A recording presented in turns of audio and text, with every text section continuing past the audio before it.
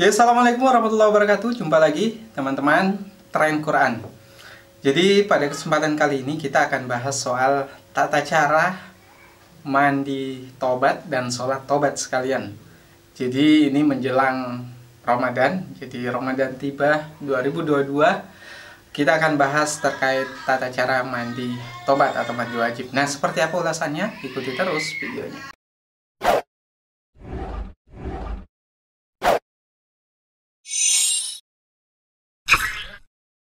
Oke teman-teman, Tren Quran bicara soal tata cara mandi wajib atau tata cara mandi taubat.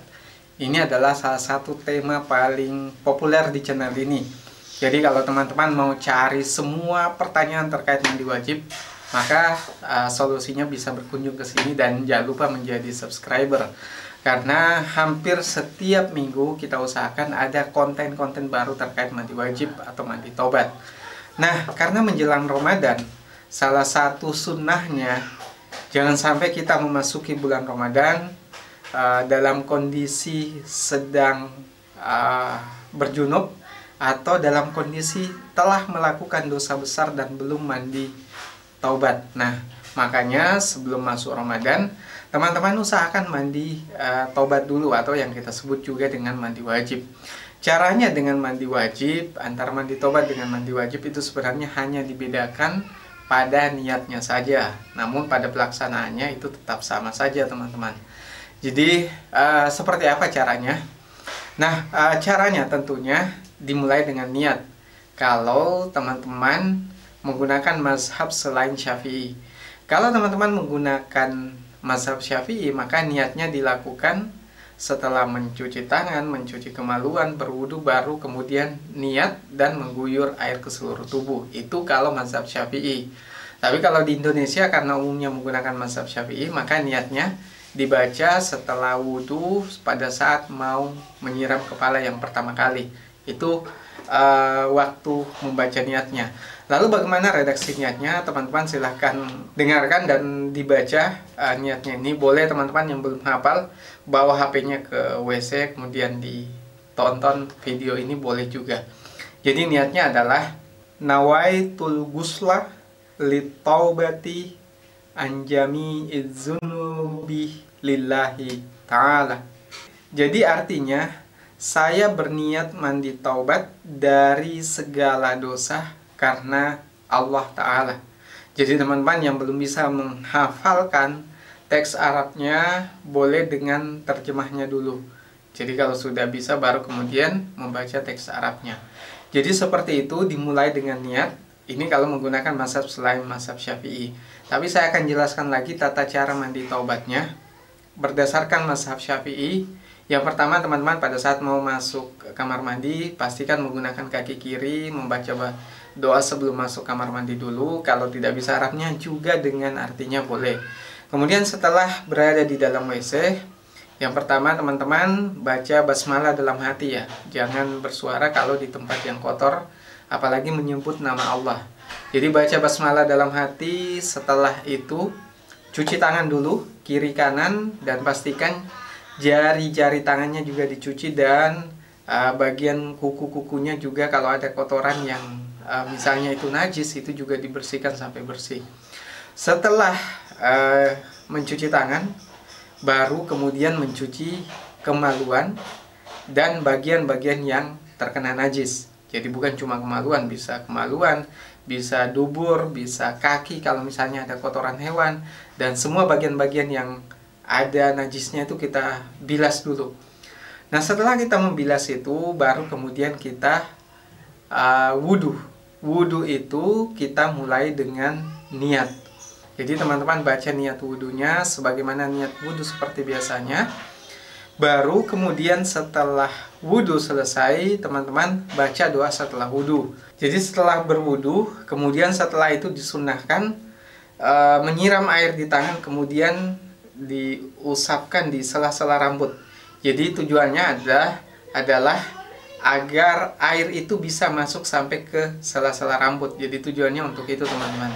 Setelah rambutnya basah sampai ke akar-akarnya, baru kemudian membaca niat, baru kemudian menyiram ke seluruh tubuh sebanyak 3 kali. Kalau setelah menyiram tubuh sebanyak 3 kali, bagian tubuh ada yang masih belum kering, maka silahkan disiram lagi secukupnya. Intinya dalam ajaran Islam, pada saat kita bersuci itu sebisa mungkin menghemat air. Tapi kalau lebih dari 3 guyuran, itu tetap bisa, teman-teman. Jadi kalau setelah itu boleh membaca setelah menyiram seluruh tubuh, semua bagian sudah basah sempurna, semua najis sudah hilang sempurna, yaitu dengan sudah melakukan 3 rukun itu, yaitu niat, membersihkan tubuh dari seluruh najis, dan membasahi air atau meratakan air ke seluruh tubuh. Kalau ini sudah terpenuhi, maka mandi wajibnya sudah selesai. Teman-teman boleh membaca doa setelah wudhu, sama dengan doa setelah mandi wajib atau mandi taubat. Nah setelah itu teman-teman, tentunya kalau misalnya pada saat mandi taubat itu misalnya menyentuh dubur, menyentuh kemaluan, maka karena nanti kita akan melaksanakan sholat taubat, maka sebisa mungkin wudhu kembali.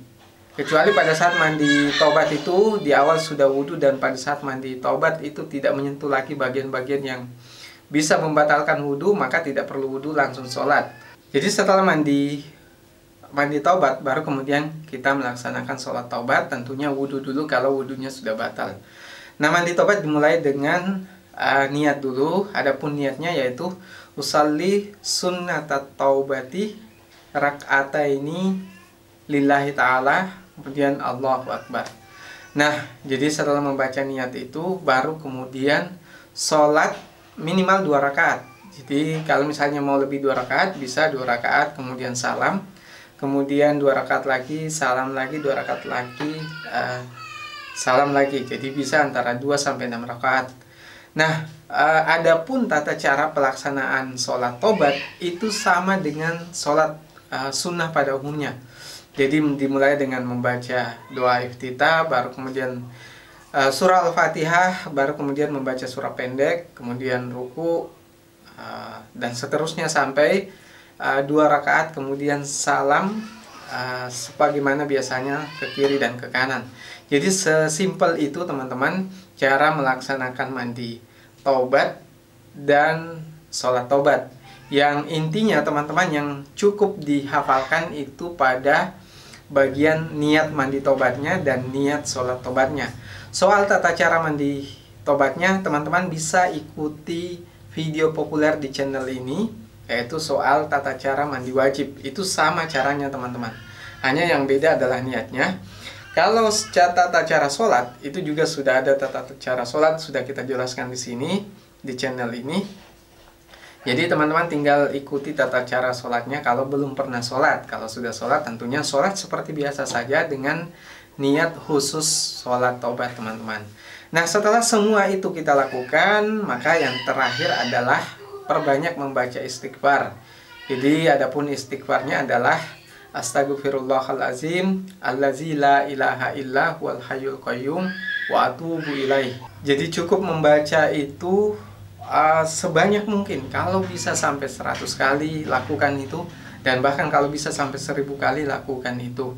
Apapun dosanya teman-teman, yakin bahwa Tuhan akan mengampuni dosa kita sebesar apapun, sebanyak apapun dosa kita. Karena yang namanya manusia bukan orang yang tidak pernah berdosa, tapi orang yang selalu berusaha untuk bertobat ketika melakukan kesalahan. Jadi jangan ragu, tidak akan diampuni, pasti akan diampuni. Terlebih karena kita akan memasuki bulan Ramadan. Saya sampaikan kepada teman-teman semua yang pernah berzina, pernah minum minuman keras, atau bahkan ada yang pernah menikam orang dan lain sebagainya, tulus kepada Allah Subhanahu wa taala, taubat setobat-tobatnya, tidak akan mengulangi perbuatan tersebut, dan sambut Ramadan dengan penuh rasa gembira. Karena barang siapa yang menyambut Ramadan dengan penuh rasa gembira dan melaksanakan semua rukun dan sunnah-sunnah dalam bulan Ramadan, maka pasti akan diterima amalannya dan akan diampuni segala dosanya teman-teman. Jadi itu yang bisa saya sampaikan. Jangan pernah berkecil hati dengan dosa teman-teman. Jangan pernah berputus asa. Silahkan terus bertobat, bertobat, bertobat sampai ajal menjemput. Nah, itu yang bisa saya sampaikan. Kalau suka dengan video ini silahkan komentar. Dan kalau senang dengan video ini silahkan share ke berbagai sosial media. Semoga ini menjadi amal jariah teman-teman semua. Sekian dari saya. Assalamualaikum warahmatullahi wabarakatuh.